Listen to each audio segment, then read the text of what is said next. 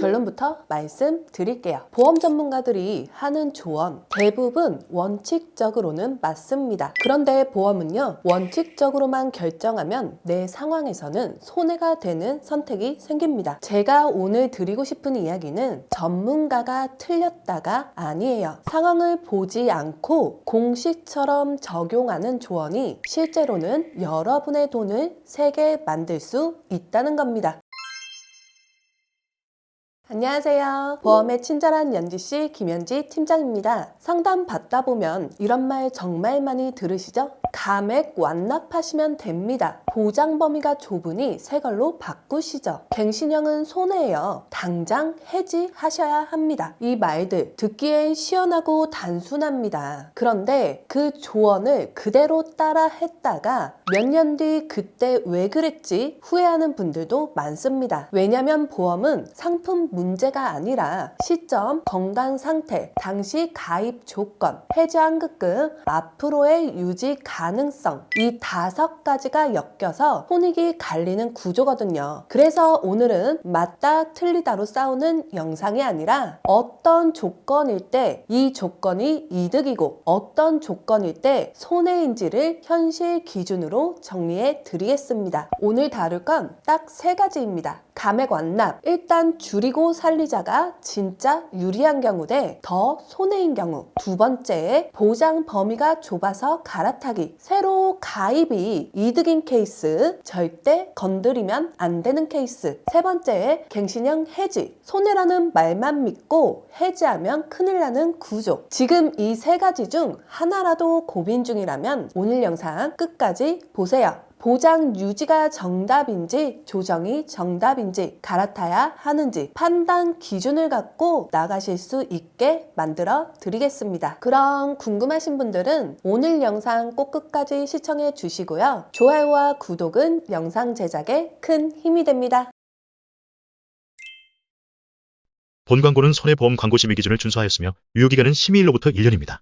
감액 완납, 솔직히 말하면요, 잘 쓰면 응급처치가 될 수 있습니다. 그런데 반대로 잘못 쓰면 손해를 확정시키는 버튼이 되기도 해요. 오늘은 그 차이를 3분 안에 판단하는 기준만 딱 알려드리겠습니다. 43세 A씨 얘기부터 갈게요. 10년 동안 매달 13만원씩 꼬박꼬박 냈던 보험이 있어요. 최근에 알고 보니 사망보장 중심으로 종심보험이더랍니다. 결혼도 안 했고 부양가족도 없으니까 A씨 입장에선 내가 죽었을 때 나오는 돈이 당장 우선순위가 아니죠. 문제는 여기서 시작됩니다. 해지하면 환급금이 생각보다 적어서 500만 원 손해처럼 느껴지고 유지하자니 매달 13만 원이 부담되고 딱 그 지점에서 설계사가 한마디 합니다. 감액 완납하시면 됩니다. 여기서 대부분 오 그게 답이네 라고 생각하십니다. 여러분이라면 어떠세요? 보험료 부담은 끝나고 보장도 남는다는데 완벽한 해결책 같죠? 그런데 여기엔 중요한 질문 한 개가 빠져 있습니다. 이 질문만 체크하면 감액 완납이 약인지 독인지 바로 갈립니다. 감액 완납을 하면 내가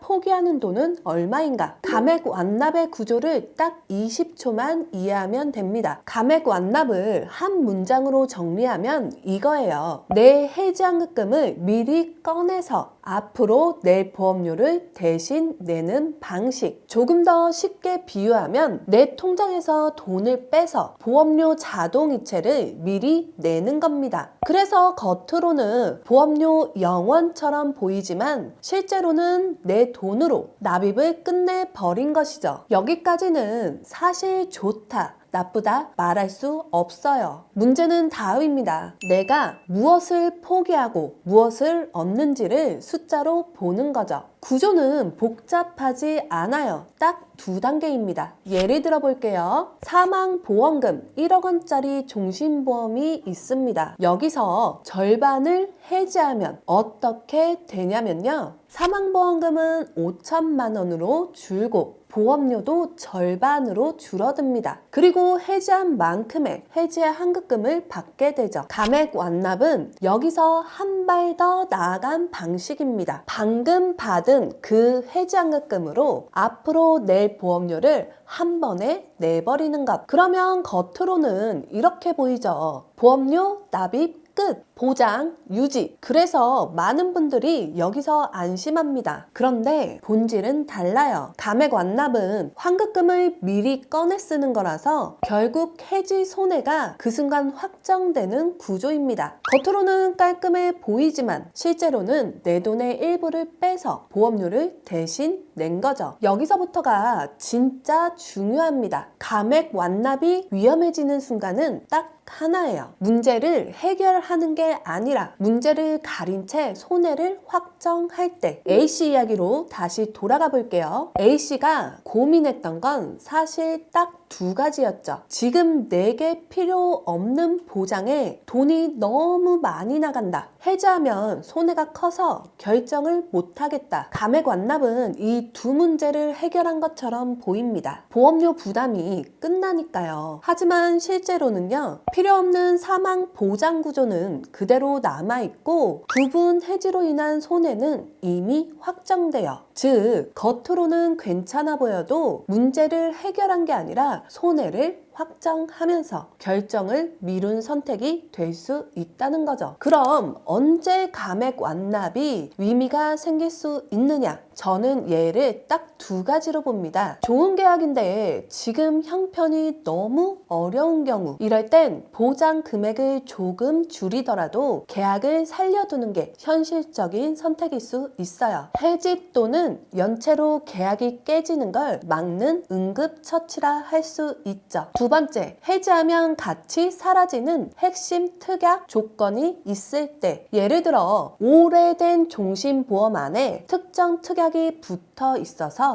지금 다시는 동일하게 못 만드는 조건이 있다면요. 그럴 때 최소 형태로 남기는 건 고려할 수 있습니다. 그런데 이 두 가지가 아니라면요. 저는 감액 완납은 해지 손해를 피하는 방법이 아니라 손해를 확정하고 필요 없는 구조를 계속 안고 가는 방법이 될 가능성이 크다고 판단합니다. 그래서 저는 이렇게 정리합니다. 필요 없는 보험이라면 손해가 있더라도 정리하는 게 더 합리적일 수 있어요. 계속 낼수록 총 비용이 커지니까요. 정말 필요한 보험이라면 가능하다면 완납까지 유지하는 편이 결과적으로 유리한 경우가 많습니다. 조건 시점이 좋을수록 더 그렇고요. 감액 완납은요, 편해 보이지만 보장이 줄고 손해가 확정될 수 있는 선택입니다. 그래서 이건 멈춤이 아니라 상황에 따라 후퇴가 될 수도 있어요. 보험은 결국 금액 문제가 아니라 판단 시점과 상황의 문제입니다. 이게 핵심이에요. 자, 그런데요. 감액 완납보다 더 크게 손해보는 말이 하나 더 있습니다. 보장 범위가 좁아요. 새 걸로 바꾸시죠. 이 말 논리적으로는 맞아 보이죠. 그런데 현실에선 이 한마디로 이미 절반 이상 끝낸 보험을 버리는 일이 생깁니다. B씨는 최근 지인의 소개로 보험 전문가를 만났습니다. 20년 납 중 11년을 낸 월 13만원짜리 보험을 들고 상담을 받았는데요. 결론이 위에였어요.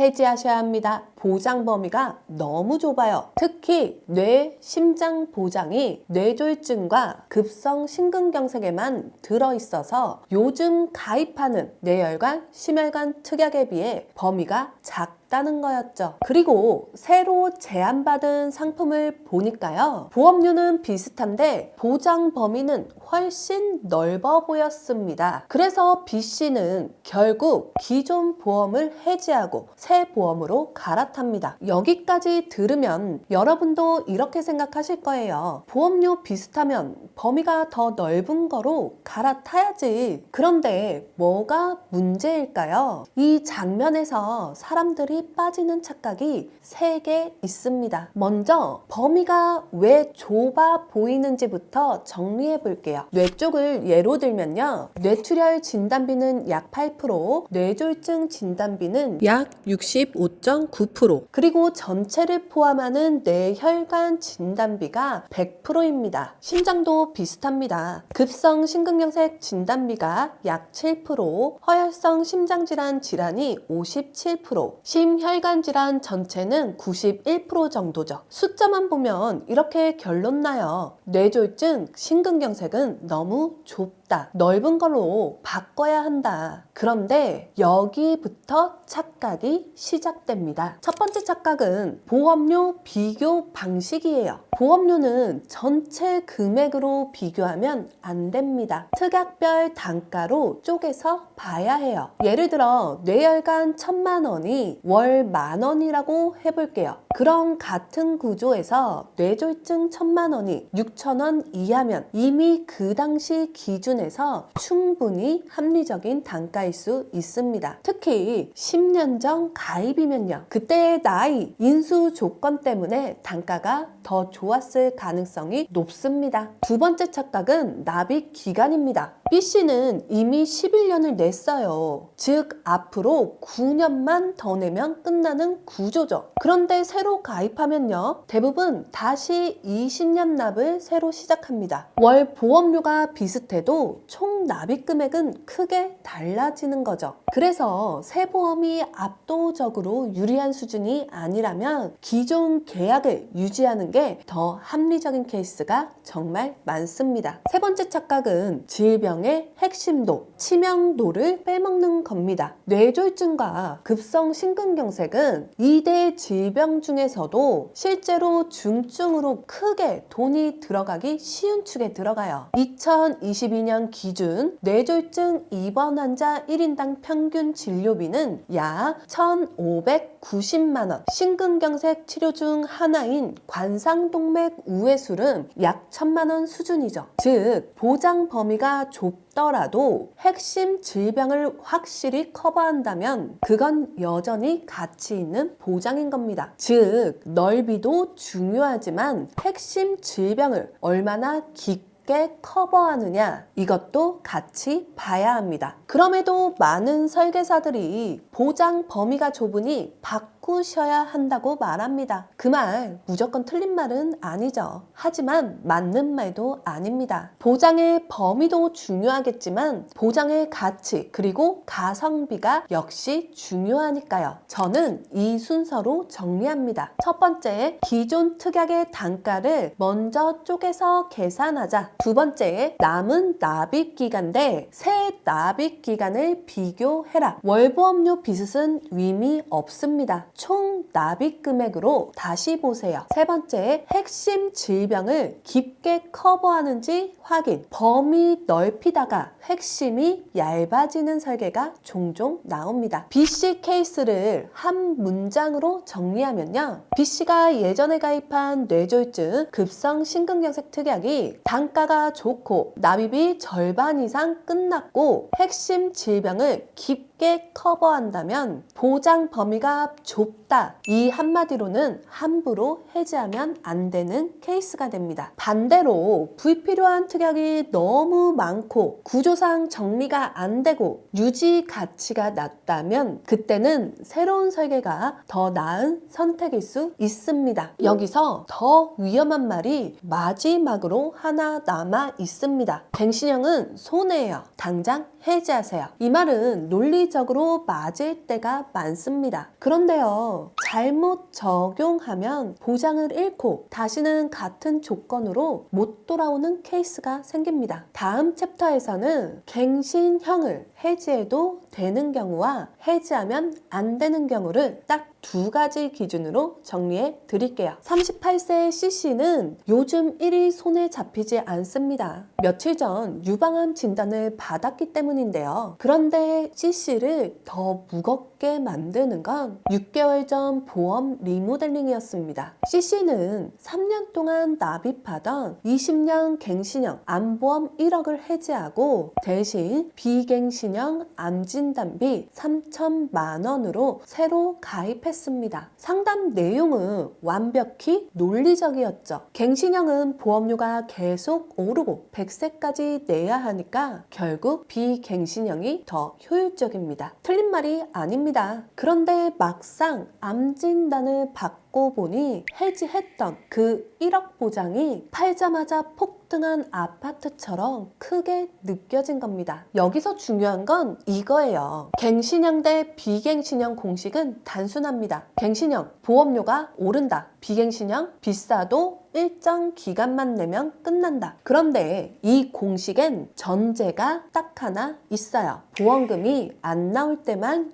유효한 공식이다. 즉, 보험금이 실제로 지급되는 순간에는 효율 계산이 완전히 달라집니다. 보험의 효율은 보험료가 아니라 발병 시점에 의해 결정되거든요. 그리고 문제는 그 시점을 아무도 모른다는 거죠. 그래서 갱신형이 무조건 손해다. 비갱신형이 무조건 유리하다. 이렇게 단정하면 사고가 납니다. 갱신형을 볼 때는 딱 두 가지만 보세요. 첫 번째, 위험에 대한 근접 인식. 내가 언제쯤 위험이 올라올 가능성이 큰가? 가족력, 건강 상태, 생활 습관, 스트레스, 기존 검사 이력. 이걸 기반으로 가까운 위험을 인식하는 겁니다. 두 번째, 목표 보장 기간. 내가 이 보장을 몇 년 동안 가져가야 하나? 10년인지 20년인지 30년인지 목표 기간을 정해야 합니다. 예를 들어 볼게요. 48세 D씨는 아버지와 삼촌이 모두 40대에서 50대에 위암 진단을 받았고 직장 스트레스도 심합니다. D씨는 앞으로 10년이 특히 위험할 수 있다고 인식할 수 있어요. 이게 바로 위험에 대한 근접 인식입니다. 그리고 목표를 이렇게 세우죠. 나는 앞으로 10년은 암 대비를 두껍게 가져가겠다. 이게 목표 보장 기간이에요. 그럼 질문, 이 D씨가 10년 갱신형으로 높은 진단비를 두껍게 가져가는 것 잘못된 선택일까요? 저는 오히려 매우 합리적인 선택이라고 봅니다. 근접 인식과 목표 기간이라는 기준으로 판단했으니까요. 반대로 이런 분들도 많습니다. 그냥 그때 싸서 들었어요. 설계사가 괜찮다 해서요. 이런 경우는 해지를 고민할 수 있습니다. 다만 여기서 더 위험한 게 있어요. CC처럼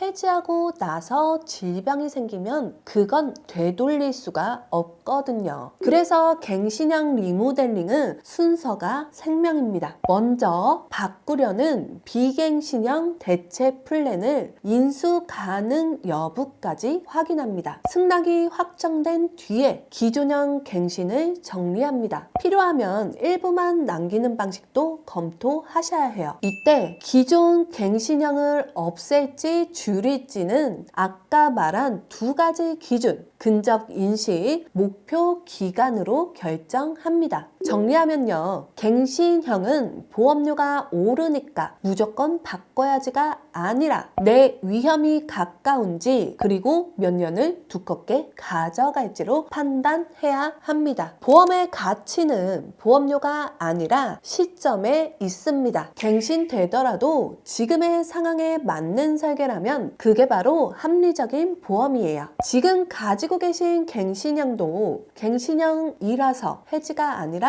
나에게 맞는 타이밍인가를 꼭 점검해 보세요. 보험은 가격이 아니라 타이밍의 게임이니까요. 오늘 말씀드린 세 가지 가지 감액 완납, 보장 범위가 좁다는 이유로 해지, 갱신형 해지, 이 말들 원칙만 놓고 보면 맞는 말처럼 들립니다. 그런데 보험은요, 상품의 문제가 아니라 시점과 상황의 문제예요. 같은 선택도 누군가에겐 합리적이지만 다른 누군가에겐 손해가 될 수 있습니다. 그래서 좋은 설계는 이론적으로 맞는 말이 아니라 지금 나에게 맞는 설계여야 합니다. 전문가의 역할은 정답을 단정하는 게 아니라 어떤 선택을 하면 가장 덜 후회할지를 함께 계산해 드리는 거고요. 혹시 오늘 영상 보시고 내 케이스는 어디에 해당하지? 지금 바꾸면 손해일까? 유지가 손해일까? 이런 고민이 남으셨다면요, 위 전화번호로 연락 주시거나 아래 고정 댓글 상담 신청 링크로 남겨주세요. 저희 친절한 연지씨에서 현재 가입 조건 기준으로 꼼꼼히 정리해서 안내해 드리겠습니다. 그럼 오늘 영상은 여기까지 정리하도록 하겠고요. 저는 다음 시간에 더 도움이 될 만한 내용을 가지고 찾아뵙겠습니다. 보험의 친절한 연지씨였습니다. 감사합니다.